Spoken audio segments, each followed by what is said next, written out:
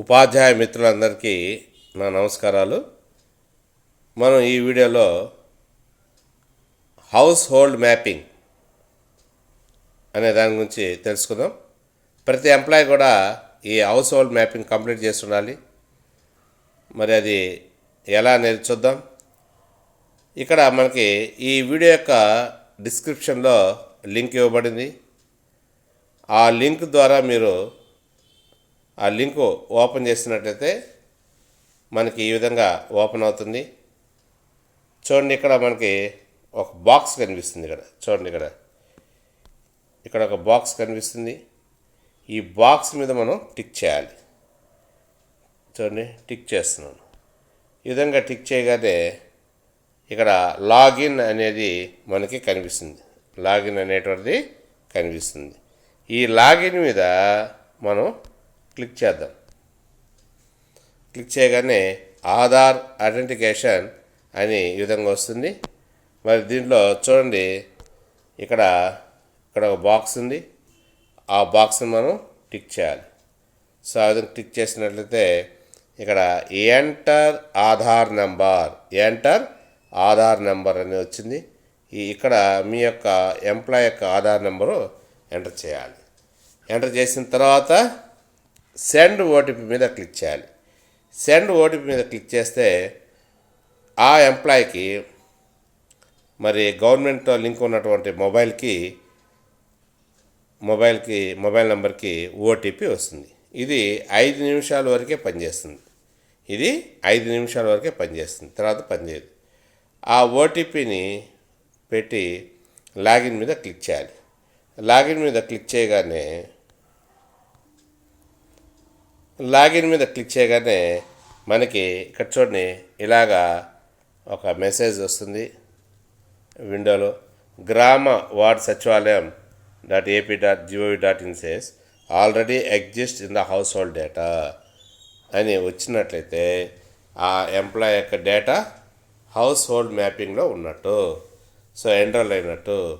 కాబట్టి దీన్ని ఓకే చేసేసుకోవచ్చు. ఒకవేళ ఈ విధంగా రాకుండా ఫామ్ ఓపెన్ అవుతుంది. కొన్నిసార్లు ఫాము ఓపెన్ అవుతుంది.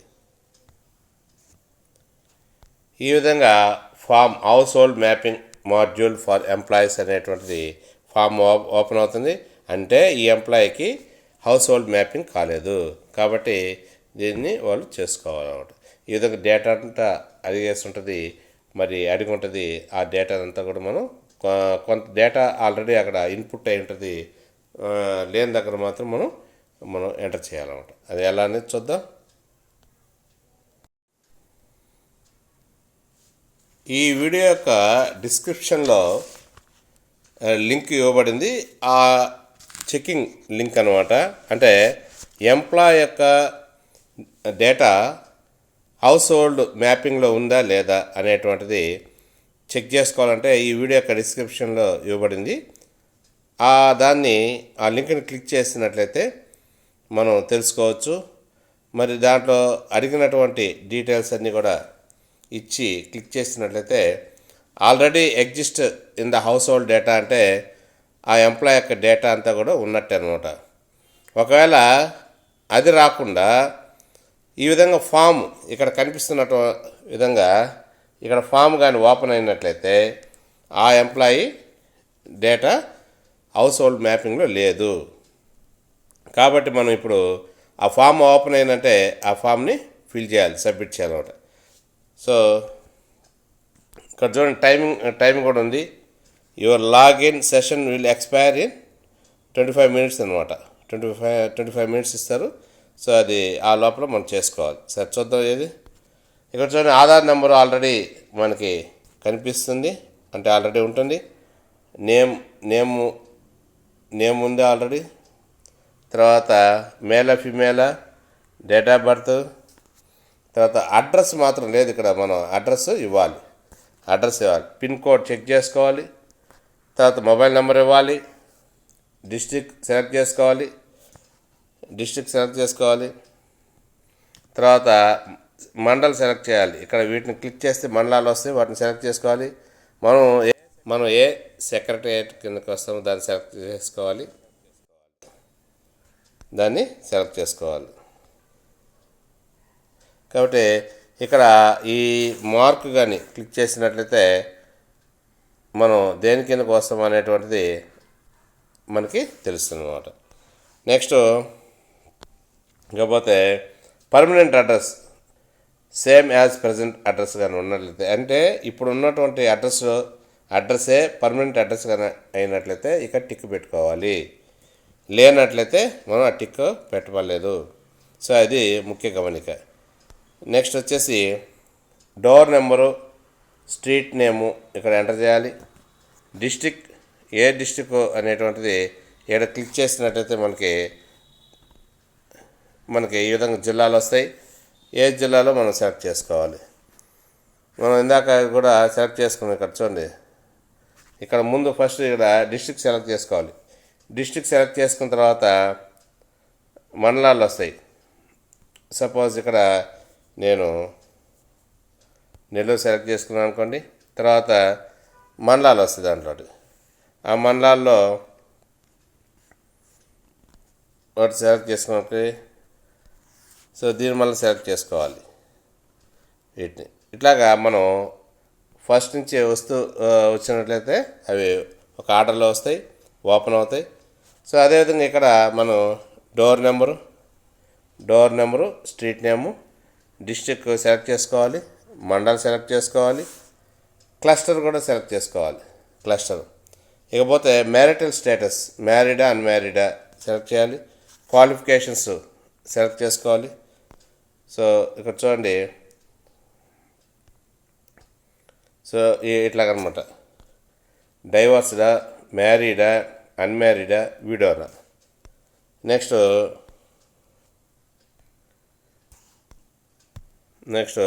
క్వాలిఫికేషన్ చూద్దాం.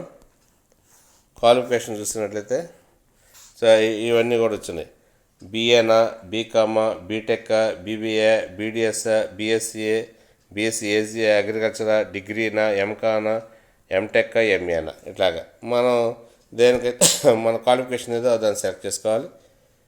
Next occupation. సో ఇక్కడ చూడండి, అగ్రికల్చర్ లేబరా, బిల్డింగ్ కన్స్ట్రక్షన్ వర్కర్సా, బిజినెస్ మ్యానా, సెంట్రల్ గవర్నమెంట్ సర్వీసా, కూలియా, ఫార్మరా, ఫిషింగా, హ్యాండ్లూమ్ వర్కరా, other occupations, pensioner, public sector undertakings. వీటిలో దేనికి మనం ఏ విభాగానికి మనం చెందిన వాళ్ళమో దాన్ని సెలెక్ట్ చేసుకోవాలి. నెక్స్ట్ క్యాస్ట్ సబ్ క్యాస్ట్ అడుగుతున్నారు. ఇక్కడ సబ్ క్యాస్ట్, ఆ సబ్ క్యాస్ట్ని మనం సెలెక్ట్ చేసుకోవాలి. అంటే ఇక్కడ మ్యారిటల్ స్టేటస్, క్వాలిఫికేషన్ అయిపోయింది, మ్యారిటల్ స్టేటస్ అయిపోయింది, ఆక్యుపేషన్ అయిపోయింది. ఇంకపోతే సబ్ క్యాస్ట్ సెలెక్ట్ చేసుకోవాలి, రిలీజియన్ సెలెక్ట్ చేసుకోవాలి. Next do you want to add members. ఇక్కడ మనం ఒకటి గుర్తుపెట్టుకోవాలి, do you want to add members. ఒక్కరే ఉన్నట్లయితే, ఎంప్లాయ్ ఒక్కడే ఉన్నాడు అనుకోండి, అప్పుడు మనం ఏం చేయాలి చెప్పండి, నో దానికి టిక్ పెట్టుకోవాలి. ఇది ఎంప్లాయ్ ఒక్కడే ఆ ఫ్యామిలీలో నివసిస్తూ ఉంటే అటువంటి వారు నో అనే దానికి టిక్ పెట్టుకోవాలి. ఒకవేళ అతనితో పాటుగా